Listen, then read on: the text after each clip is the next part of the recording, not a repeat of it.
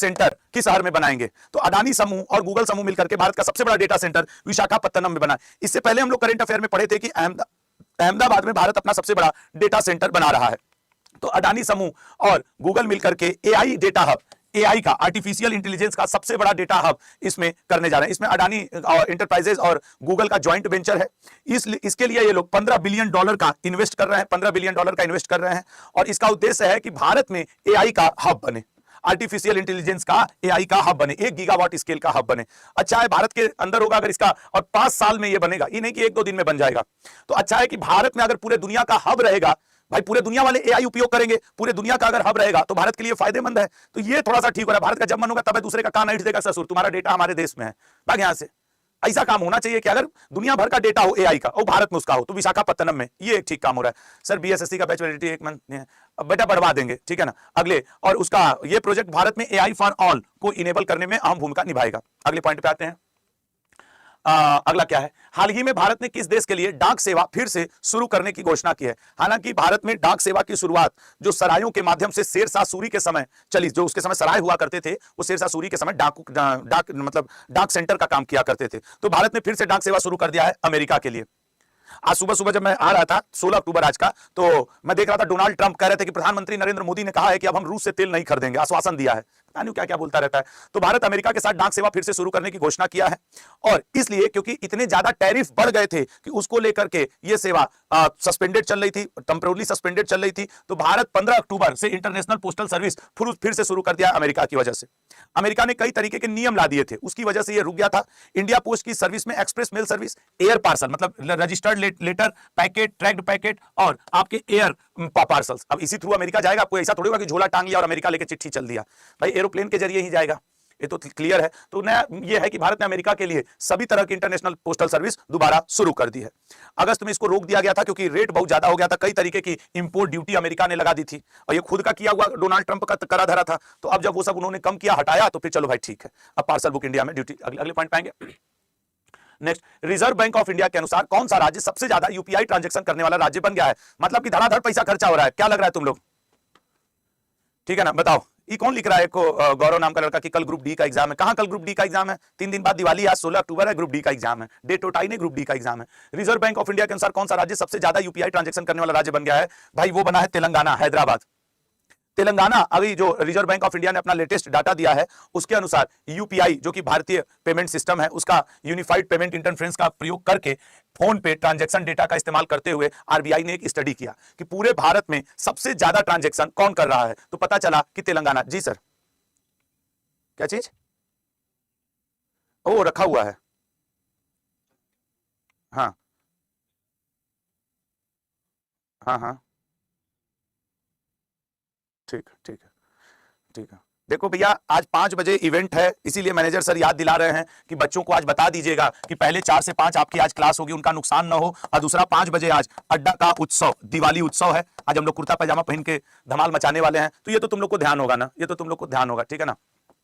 ये है, तो इसमें हम लोग पढ़ रहे थे। तो तेलंगाना के लोग कैश निकालने में लगातार देखा गया है कि गिरावट आई है, लेकिन यूपीआई की बढ़ती पॉपुलैरिटी कारण एटीएम से कैश निकालने में गिरावट आई है। तो याद रखिएगा, सबसे ज्यादा तेलंगाना वाले यूपीआई का तेल निकाल दिए हैं, ऐसे याद रखिए। सबसे ज्यादा उन्होंने शहरी केंद्रों में ट्रांजैक्शन किया है। ये आरबीआई का डेटा है, ठीक है, ये आरबीआई का डेटा है कि वो लगभग UPI transaction are used for everyday purchase less than rate 500, मतलब 500 से कुछ कम का, लेकिन वहां का प्रति व्यक्ति रोज ये कर ही रहा है। लगभग इस तरीके का वहां का व्यवस्था बना हुआ है।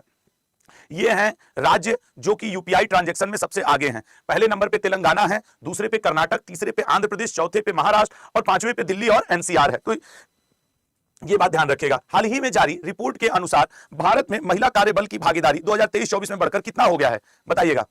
वैसे भी वुमेन इंपावरमेंट, महिला सशक्तिकरण के लिए हर भारत का राज्य और पूरा भारत आगे बढ़ रहा है। तो अब एक रिपोर्ट आई है जिसमें यह कहा गया है कि महिलाएं 2023-24 में वर्कफोर्स उनका, मतलब उनकी इंप्लॉयमेंट 42% तक इंगेजमेंट है, जॉब ग्रोथ उन्हीं का। ये नहीं कि 100 में 58 पुरुष जॉब कर रहे हैं, 42 महिलाएं। उनके जो महिलाएं पिछली बार जॉब कर रही थी उसमें 42% का ग्रोथ देखा गया है 2023-24 में। भारतीय महिला कार्यबल की अगर बात की जाए, actually ministry of labour and employment के मुताबिक फीमेल लेबर फोर्स पार्टिसिपेशन, जो महिलाओं का योगदान है नौकरी में, 2017-18 में 23% था, जो कि 2023-24 में 42% हो गया। मतलब कि अगर पिछले 6 साल में देखा जाए, 17 से 23 में देखा जाए, तो 23% से महिलाएं 42% के लेवल पे आ गई जॉब करने में।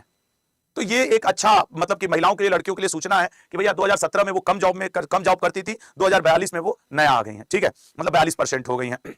इसमें एक क्वेश्चन ये भी पूछ सकता है कि ये रिपोर्ट कौन जारी करता है? Ministry of labour and employment, ये रिपोर्ट उसने जारी किया, और ब्रिक्स की इकोनॉमिक्स को भी बारे में उसने बताया कि वो भी बढ़ रहा है। खैर ब्रिक्स का हम लोग से नहीं पूछेगा, ये हम लोग से भारत का ही पूछेगा, तो 42%। अच्छा, हुआ ऐसा क्यों कि महिलाओं को 2017 के बाद वो ज्यादा जॉब में आई?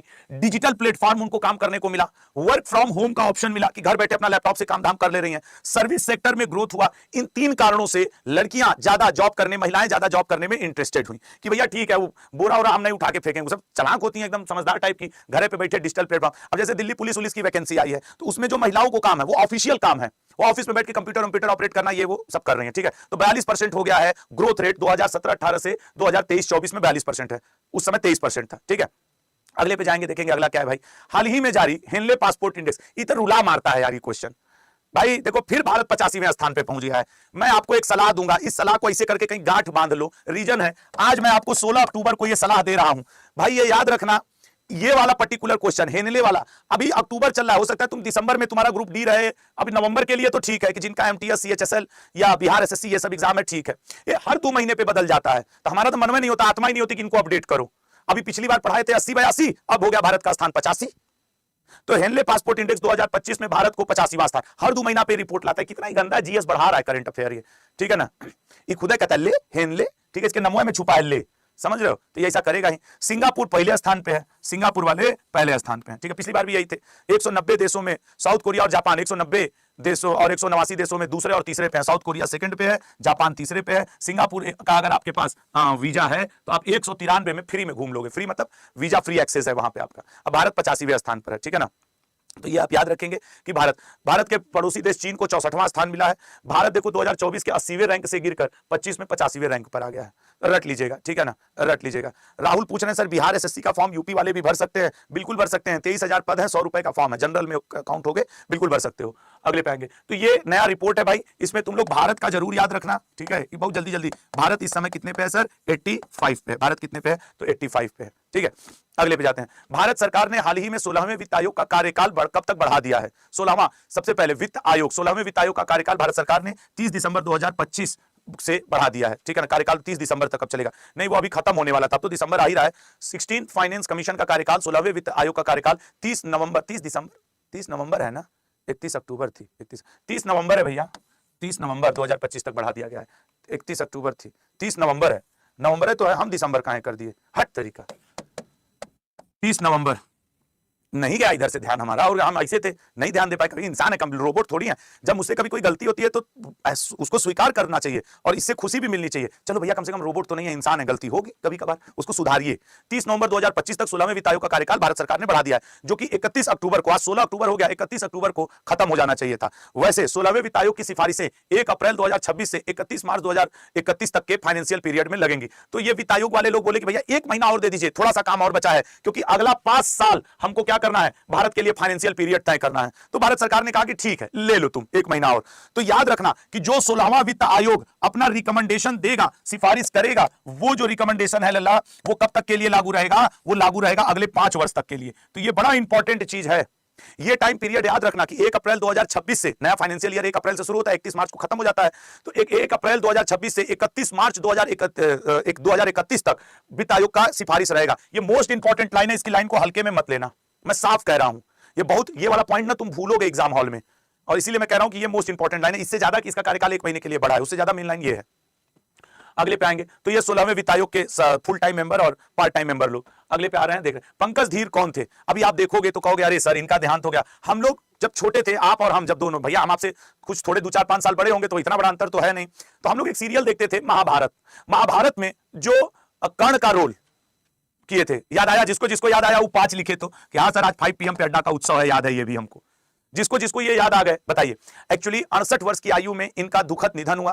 कैंसर से पीड़ित चल रहे थे, इन्होंने कैंसर का उपचार करवा लिया था, लेकिन कैंसर सेल्स कुछ ऐसी भी होती हैं जो दोबारा डेवलप हो जाती हैं, और दोबारा डेवलप होने की वजह से इनका 68 वर्ष की आयु में दुखद निधन हो गया है। व्यक्तिगत तौर पर मुझे भी कर्ण के रूप में यही कैरेक्टर सबसे ज्यादा पसंद था। अब तो आधुनिक समय में कई कर्ण के कैरेक्टर करने वाले अभिनेता आए, लेकिन यार इनके जैसा वाला जो महाभारत रामायण कर्ण हम लोग देखे, वो मतलब सबसे अच्छा हमको लगा कर्ण का कैरेक्टर। तो अब ये हमारे आपके बीच में नहीं है, भगवान आत्मा को शांति दे, इनके परिवार को शक्ति दे। ये अब हमारे भी यहाँ। अच्छा, इनसे एक लगाव क्यों है? क्योंकि इनका संबंध हम लोग के बचपन से है। सच कह रहे हैं कि नहीं? मैक्सिमम लोगों के बचपना से इनका संबंध है। टीवी पे जब हम लोग पहला सीरियल उरियल देखना शुरू किए तो यही दिखते थे, तो थोड़ा सा दुख हो रहा है ये पढ़ करके 68 वर्ष में इनका निधन हुआ।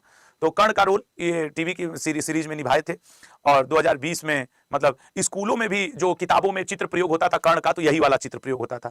सही, मैं अपने किताब में देखा हूं ये चित्र जो स्कूलों में। अब यहाँ पे तो लिखा भी है खैर कि 2020 के एक इंटरव्यू उन्होंने बताया कि कैसे लोग इन्हें इस किरदार से इतना गहराई से जोड़ते थे कि इस स्कूल की किताबों में भी कर्ण को दिखाने के लिए उनकी इस तस्वीर का इस्तेमाल किया जाता था, ये वाली तस्वीर। तो दुख हो रहा है बताते हुए, खैर क्या कर सकते हैं। तो अगले पॉइंट पर आएंगे, ठीक है। इन्होंने कई मूवी में भी काम किया है, लेकिन ठीक है, फिलहाल हम लोग इनको कर्ण के नाम से ही जानते हैं। ओरिजिनल नाम है पंकज धीर। पब्लिक गुड के लिए विशाखापत्तनम में भारत का पहला artificial intelligence centre for excellence tech Bharat ने किसके साथ मिलकर लॉन्च किया है? गूगल के साथ। ये हम लोग का आज का पहला क्वेश्चन था कि एआई का सबसे बड़ा डेटा हब पूरे विश्व में भारत में बनाया जा रहा है। भारत में भी कहां बनाया जा रहा है सर? वो बनाया जा रहा है आपके विशाखापत्तनम में। टेक भारत और गूगल क्लाउड इंडिया ने विशाखापत्तनम में एआई का हब, ये 5 साल में बनेगा, $15 बिलियन का इसमें लक्ष्य। ये हम लोग पढ़े हैं तो इसको क्यों ही जबरदस्ती करें। अगले पे आते हैं सर, अगला नेक्स्ट देखते हैं, अगला क्या है। आओ भाई, एशिया की सबसे बड़ी रेलवे प्रदर्शनी आयोजन कहां किया गया है? एशिया की सबसे बड़ी रेलवे प्रदर्शनी आयोजन कहां पे किया गया है ये बताएगा। वाराणसी, जयपुर, नई दिल्ली या चेन्नई? अब्दुल, जो आप पूछ रहे हो कि मेरी बुक अगर आपने कल ऑर्डर किया होगा कब तक? लल्ला देखो, दीपावली की छुट्टियां हैं, मुझे उम्मीद है कि 25 के बाद तक पहुंचेगी, क्योंकि अब दीपावली पे पोस्ट ऑफिस डिलीवरी वाले सब छुट्टी में रहेंगे। 25 तारीख तक उम्मीद करते हैं कि तुम्हारी बुक तुम्हारे तक पहुंच जाएगी भाई। एशिया की सबसे बड़ी रेलवे प्रदर्शनी का आयोजन किया गया है नई दिल्ली में। तो एशिया की सबसे बड़ी IREE 2025, ठीक है ना, तो इंटरनेशनल रेलवे इक्विपमेंट एग्जीबिशन, ये जो लिखा है ना IREE international railway equipment exhibition, ये 16वां संस्करण है जो पूरे एशिया की सबसे बड़ी प्रदर्शनी का आयोजन किया गया। इस प्रदर्शनी का आयोजन 15 से लेके 17 अक्टूबर, 15, 16, 17 ये 3 दिन, मतलब आज 16 अक्टूबर है, आज भी चल रहा है। जो लोग दिल्ली में हो जाके रेलवे सिस्टम को समझ सकते हो। इसका आयोजन CII confederation of Indian industries ने 15 से 17 अक्टूबर को भारत मंडपम नई दिल्ली में किया गया है। इसमें एशिया की ये सबसे बड़ी और दुनिया की दूसरी सबसे बड़ी ये प्रदर्शनी है, जिसमें आप इस 16वें संस्करण में 15 से अधिक देशों के 450 से अधिक प्रदर्शक, नवाचारों, टिकाऊ समाधान और अत्याधुनिक रेलवे मेट्रो उत्पादों का प्रदर्शन किया गया है। तो मतलब अगर यहां पे आदमी जाए तो ये पता चलेगा कि कैसे क्या चीज हो रहा है, अलग अलग देश कैसे रेलवे का अपना चलाते हैं, ठीक है। तो ये याद रखना, इसमें एक इंपॉर्टेंट चीज है कि ये 16वां संस्करण है, 16th एडिशन, ये पॉइंट याद रखना, ये 16वां संस्करण है, 16th एडिशन है। अगले पाएंगे 15 देश इसमें शामिल हुए हैं। Ready, relevant and resurgent second नामक किताब निम्न में से किसके द्वारा लिखी गई है? Ready, relevant and resurgent second नामक किताब, ये ऑप्शन अनिल चौहान जी के द्वारा लिखी गई है। चूंकि अनिल चौहान जी भारतीय सेना के chief of defence staff general Anil Chauhan ji द्वारा लिखी गई है, तो ये मोस्ट इंपॉर्टेंट किताब बनती है, जिसका विमोचन रक्षा मंत्री राजनाथ सिंह जी के हाथों से करवाया गया। Ready, relevant and resurgent part second, ये स्वयं CDS आपके अनिल चौहान जी के द्वारा लिखी गई है।